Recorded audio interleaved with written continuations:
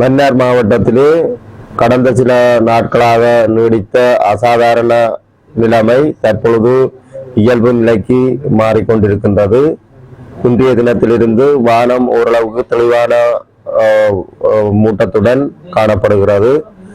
இன்றைய நிலையிலே மொத்தமாக மன்னார் மாவட்டத்தில் 24,313 குடும்பங்களைச் சேர்ந்த 79,946 பேர் பாதிக்கப்பட்டிருக்கிறார்கள் இந்த அசாதாரண சூழ்நிலை காரணமாக.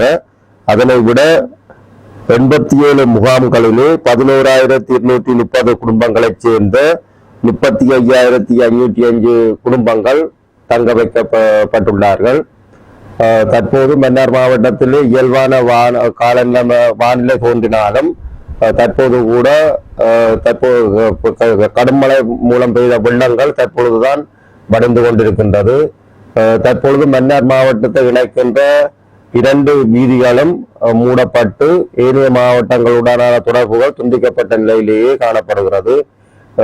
யாழ்ப்பாண மாவட்டத்தை இணைக்கின்ற A32 வீதியும் அதே போன்று மன்னார் வவுனியா வீதியும் தற்போது கூட பொதுமக்கள் பயணம் செய்ய முடியாத அளவுக்கு நீர் நிரம்பிய நிலையிலேயே காணப்படுகிறது. அதிகளவான குளங்கள் பெருக்கெடுத்ததன் காரணமாகவும் வல்லத்தூயா, பாலியாறு, பரங்கியாறு போன்ற ஆற்றுக்களில் பெருமளவு நீர் ஓடி வருவதன் காரணமாகவும் பல கிராமங்கள் துண்டாடப்பட்ட நிலைமையில காணப்படுகிறது.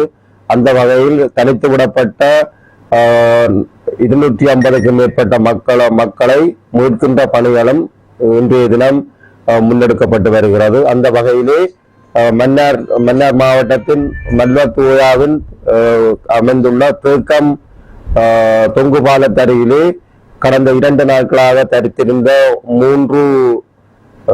ஒரே குடும்பத்தைச் சேர்ந்த 3 பேர் இன்றைய தினம் உலங்கு வானூர்தி மூலம் பாதுகாப்பாக மீட்கப்பட்டு வவுனியா ஜோசப் முகாமில் இறக்கப்பட்டு தற்பொழுது வைத்தியசாலையில் அனுமதிக்கப்பட்டிருக்கிறார்கள்.